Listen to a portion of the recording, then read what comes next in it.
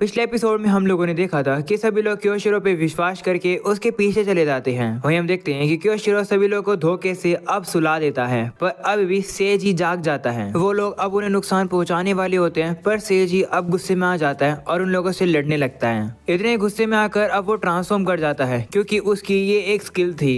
हम अब देखते हैं कि सेजी अब उन लोगों के ऊपर एक काफी पावरफुल हमला करने वाला होता है, पर वो बीच में ही रुक जाता है। जो देखकर वो लोग हैरान हो जाते हैं और पूछते हैं कि तुम आखिर रुक क्यों गए। तो सेजी कहता है कि तुम्हें पनिशमेंट देना मैं डिसाइड नहीं करूंगा, बल्कि लॉ डिसाइड करेगा। मैं तुम्हें आराम से यहाँ पर पनिश कर सकता हूँ, पर अगर मैं ऐसा करूंगा तो तुम्हें उन गलतियों का रियलाइजेशन होगा ही नहीं जो तुमने करी है। बेहतर ये रहेगा कि तुम्हें जेल में बंद कर दिया जाए, जिससे कि तुम अपनी सबक सीख सको और अच्छे एक पर्सन बनो। ये सुनकर तो सुगेरू भी काफी इंप्रेस हो जाता है सेजी से। वहीं क्योशिरो भी अब सेजी से कहता है कि तुम जीत गए। ऐसा बोलने के बाद वो अपने वेपन को जमीन पर रख देता है, जिसके बाद अब सेजी भी वहां से जाने लगता है और उन लोगों से कहता है कि अगर तुम लोगों ने और कोई भी क्राइम किया तो मैं तुम्हें बिल्कुल नहीं छोड़ूंगा। पर अब क्योशिरो इस मौके का फायदा उठा लेता है। जब सेजी का ध्यान नहीं होता है, वो अपने वेपन को उठाकर उसके ऊपर पीछे से हमला करने के लिए आ जाता है। इस चीज को शिगेरू देख लेता है और अब वो जल्दी से अब क्योशिरो के रास्ते के बीच में आकर उसे नीचे गिरा देता है। वहीं पर अब बाकी सभी गुंडे भी अब गुस्से में आ जाते हैं और अब वो उसे लात मारने लगते हैं। इतने में शिगेरू अपने नाक का कूड़ा निकालता है और सामने उसे शूट करके दीवार ही तोड़ देता है। भाई क्या चल रहा है ये। वहीं पर ये सब देखकर सभी काफी शौक हो जाते हैं और कहते हैं कि ये कैसे हुआ। तो शिगेरू अब एक्टिंग करने लगता है। वो कहता है कि ये ताकत तो सेजी की थी। शिगेरू अब सोचता है कि अब कंडीशन को सेजी संभाल लेगा, पर तभी अब वो देखता है कि सेजी तो खुद काफी हैरान लग रहा है। वो कहता है कि क्या ये सही में मैंने किया है। वहीं ये देखकर शिगेरू सोचता है कि मुझे अब और भी बहाने मारने पड़ेंगे। वो अब कहता है हाँ ये तुम्हें नहीं किया है, मैंने अपनी आंखों से देखा है। एक व्हाइट कलर का होक आया था जिसने मुझे इन गुंडों से बचाया। सेजी वो होक तुम्हारी ही आवाज सुनकर यहाँ पर आया था, तुमने मिरेकल कर दिया और मुझे बचा लिया। ये सुनकर सेजी फिर से हैरान होकर कहता है कि क्या ये मैंने सही में किया है, जिस पर शिगेरू भी कहता है हाँ। वहीं अब ये देखकर क्योशिरो और उसके साथी डर जाते हैं और अब वो सेजी से माफी मांगने लगते हैं। क्योशिरो अब काफी ज्यादा रोने लगता है। वो कहता है कि हम लोग प्रॉमिस करते हैं कि आगे से हम लोग बुरे काम नहीं करेंगे, पर प्लीज हमें छोड़ दो, हम लोग आगे से अच्छा काम करेंगे। ये देखकर शिगेरू भी सोचता है कि इनका हृदय परिवर्तन तो कुछ जल्दी हो गया। वो अब उन सभी लोगों को एक लाइन में लगने के लिए कह देता है, तो वो लोग भी अब लाइन में लग जाते हैं। शिगेरू अब सेजी से कहने लगता है कि इन लोग के ऊपर अपना स्पेशल अटैक करो। तो वो कहता है कि मैं ऐसा नहीं कर सकता हूँ, जिस पर शिगेरू कहता है कि कम से कम इन्हें थप्पड़ तो मार दो, क्योंकि इन लोगों को भी तो दूसरे लोगों का दर्द समझ आना चाहिए ना।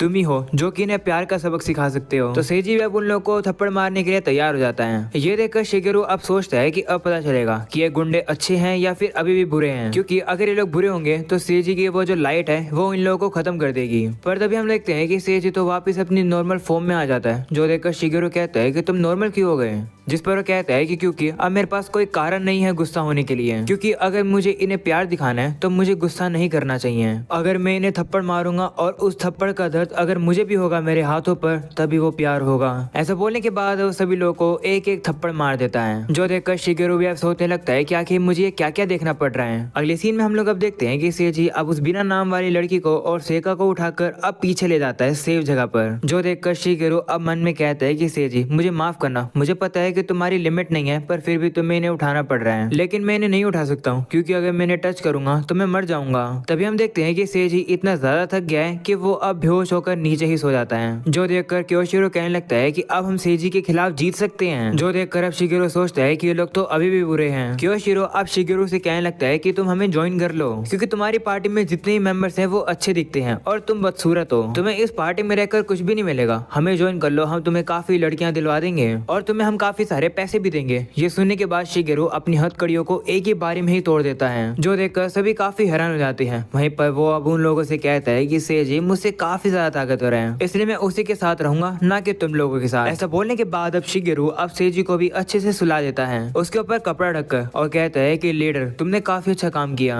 वहीं पर वो जितने भी गुंडे होते हैं वो अब शिगेरू के बारे में काफी बुरा बुरा बोलने लगते हैं। अगले सीन में हम लोग अब देखते हैं कि उन गुंडों को अब जेल में पहुंचा दिया जाता है और अब उसका रिवॉर्ड उन लोगों को मिल जाता है, जो कि ढेर सारे पैसे होते हैं। ढेर सारे मतलब 60 लाख रुपए होते हैं ये। जो देखकर शिगेरू कहता है कि लगता है कि क्योशिरो और उसकी पार्टी ने कुछ ज्यादा ही बुरे काम करे थे, उनको पकड़वाने पर हमें इतना प्राइज मिल गया। सेजी अब कहता है कि मैं इस पैसे को हम सभी में बांटना चाहता हूँ, जिस पर सेका कहती है कि लेकिन हमने तो कुछ भी नहीं करा था, हम तो बस सो रहे थे। तो सेजी कहता है कि मुझे पता है, पर मेरी ही वजह से तुम लोग खतरे में फंसे थे, मैंने ही क्योशिरो के ऊपर विश्वास कर लिया था। जो सुनकर वो लोग उससे कहते हैं कि लेकिन तुम इन्हें उन गुंडों को हराया ना, ये काफी कमाल की बात जाते हैं। सेका अब शिगेरू से कहती है कि क्या तुम भी सो रहे थे, जिस पर सेजी उन लोगों को बताता है नहीं, बल्कि शिगेरू तो काफी ज्यादा ब्रेव था, वो खुद मेरे लिए एक शील्ड बन गया और मेरे को प्रोटेक्ट करने लगा। जिस पर शिगेरू सोचता है कि मुझे तो कुछ फर्क भी नहीं पड़ा क्योंकि मेरा डिफेंस ही बहुत ज्यादा है। वहीं ये सब सुनकर वो लड़कियां कहती है कि शिगेरू तुम तो सही में कमाल के हो, जिस पर सेजी भी उसे कहते हैं हाँ, इसलिए प्लीज इन पैसों को एक्सेप्ट कर लो। तो शिगेरू मना कर देता है। वो अब याद करता है कि उसके जो अर्निंग रेट है वो काफी ज्यादा कम है। वो अब सोचता है कि जैसे मैं सेका को सारे उधार चुका दूंगा तब मैं इस पार्टी को छोड़कर चला जाऊंगा, पर अगर मैं अपने पैसों को टच करूंगा तो पैसे गायब हो जाएंगे। शिगेरू अब दिमाग लगाता है। वो अब सेजी से कहता है कि मैं पैसों को बेकार की चीजों में काफी जल्द खत्म कर देता हूँ, तो रहने दो मुझे पैसे देना। तो मैं चाहता हूँ कि मेरे पैसे को कोई ऐसा पर्सन ले ले जो कि उसे अच्छे से यूज कर पाए। तो सेजी कहते हैं ठीक है, मैं इस पैसे को लूंगा और हमारी पार्टी के अंदर डिस्ट्रीब्यूट कर दूंगा। ऐसा बोलने के बाद वो सभी पैसों को उन लोगों में बांटने लगता है और सभी से कहता है कि इस पैसे का यूज करके अच्छे से रेडी हो जाना और सारी प्रिपरेशन कर लेना। ऐसा बोलने के बाद वो फिर से अब शिगेरू को पैसे देने लगता है, पर शिगेरू फिर मना कर देता है। ये देखकर सेका कहती है कि ये पैसों को मुझे दे दो, शिगेरू के पैसे को मैं संभाल लूंगी। वो अब शिगेरू से कहती है कि जब भी तुम्हें कुछ खरीदना हो तो मुझसे आके कह देना, जिस पर सेजी कहता है कि तुम रहने दो, तुम वैसे भी काफी सारी वेस्ट चीजें खरीद लेती हो। ये सुनने के बाद वो थोड़ी सी उदास हो जाती है और रोने वाली होती है, जो देखकर सेजी कहता है कि मेरे कहने का ये मतलब नहीं था जो मैंने कहा। वहीं शिगेरू भी अब सोचता है कि वैसे सेका ने जो आइडिया दिया है वो इतना बुरा भी नहीं है।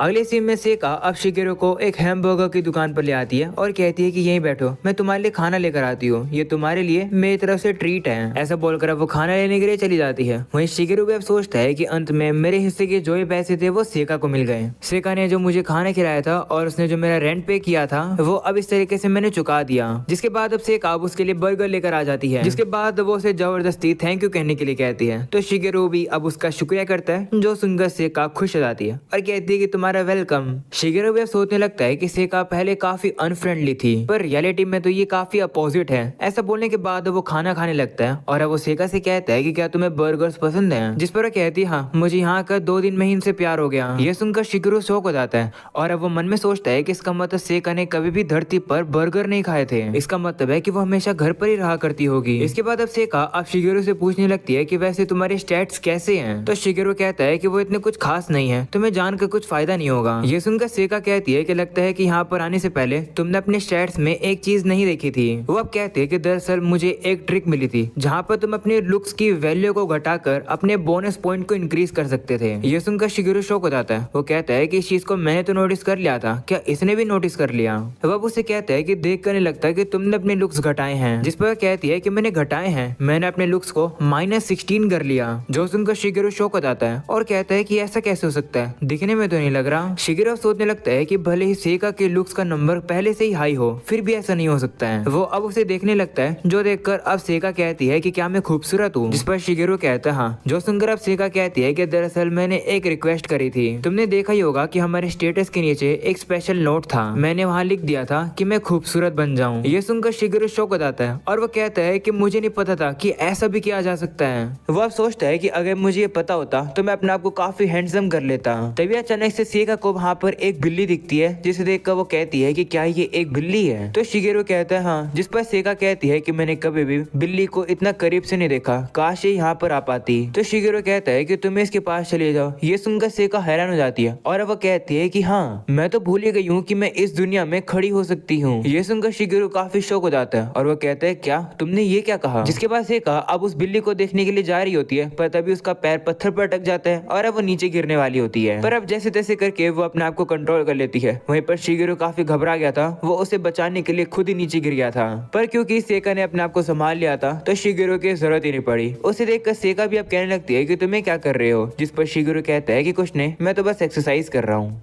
इसके बाद सेका जाकर उस बिल्ली के साथ खेलने लगती है। वहीं शिगेरू कहता है कि मैं जरा वॉशरूम जाकर आ रहा हूँ। वॉशरूम में आने के बाद अब शिगेरू काफी ज्यादा रोने लगता है। उसे अब सेका की कंडीशन समझ आ जाती है। शिगेरू अब कहने लगता है कि सेका जब कह रही थी कि वो खूबसूरत है तो वो अपने चेहरे को ना देखकर अपने हाथों को देख रही थी। इसका ये मतलब है कि पुरानी जिंदगी में या तो उसके हाथ नहीं होंगे, और वो ये भी कह रही थी कि अब वो खड़ी हो पा रही है, यानी कि पुरानी जिंदगी के अंदर उसके पास एक ऐसी डिसेबिलिटी रही होगी जिसकी वजह से उसके पैर भी नहीं होंगे, या फिर वो अपने पैरों पैरों से खड़ी भी नहीं हो पाती होगी, ऐसे ही कुछ होगा। काश इस दुनिया के अंदर भगवान उसकी रक्षा करे। तभी उसे रियलाइज होता है कि एक सेकंड, इस दुनिया के अंदर तो गॉड तो मैं ही हूँ। तभी सेका वहाँ पर आ जाती है और कहती है कि क्या तुम्हारे पेट में दर्द है, क्या मैं तुम्हारे लिए दवाई लेकर आऊँ? तो शिगेरो कहता है नहीं। इसके बाद वो सोचने लगता है कि सेका के पास कोई भी सोशल एक्सपीरियंस नहीं है, क्योंकि वो कभी बाहर ही नहीं गई होगी, वो काफी ज्यादा इनोसेंट है। ऐसे चलता रहा तो सभी लोग उसका फायदा उठाएंगे, गुंडे उसके ऊपर हमला भी कर सकते हैं। अब क्योंकि मैं गॉड हूँ, मुझे कुछ करना चाहिए। ये सब सोचकर शिगेरो बाहर आ जाता है, जहाँ पर सेका उसे देखकर कहती है कि तुम ठीक तो हो ना, मुझे तुम्हारी चिंता हो रही थी। तो शिगेरो कहते हैं हाँ मैं ठीक हूँ, शुक्र है मेरी चिंता करने के लिए। जो सुनकर सेका भी खुश हो जाती है और कहती है कि तुम्हारा वेलकम। इसके बाद अब शिगेरो अपने मन में सोचता है कि क्योंकि अब मैं गॉड बन चुका हूँ तो मैं जरूर से सेका की मदद करूंगा। इसके बाद वो लोग अपनी पार्टी के पास चले जाते हैं, जिसके बाद अब सेजी से भी से कहता है कि चलो जरा से फ्यूचर के प्लान बना लेते हैं। तुम लोगों ने क्या सोचा है कि तुम लोग क्या ऑक्यूपेशन लोगे, यानी कि कौन कौन सी जॉब लोगे? क्योंकि अगर हम लोग अपने पॉइंट्स को अपनी जॉब के अकॉर्डिंग डिस्ट्रीब्यूट करेंगे तो ज्यादा फायदा होगा हमें। ये सुनकर शिगेरो भी सोचता है कि हाँ काफी अच्छा पॉइंट है। वहीं पर सेजी कहता है कि मैं तो एक हीरो बनने वाला हूँ, मतलब मेरा गोल वही है। जिसके बाद अब सेजी बिना नाम वाली लड़की से कहता है कि तुम एक मेज बन जाओ ना, तो वो भी मान जाती है। जिसके बाद सेजी कहता है कि और शिगेरो एक एपिक फाइटर बन जाएगा। जो सुनकर अब शिगेरो भी सोचने लगता है कि फाइटर के आगे एपिक लगाने की क्या जरूरत थी।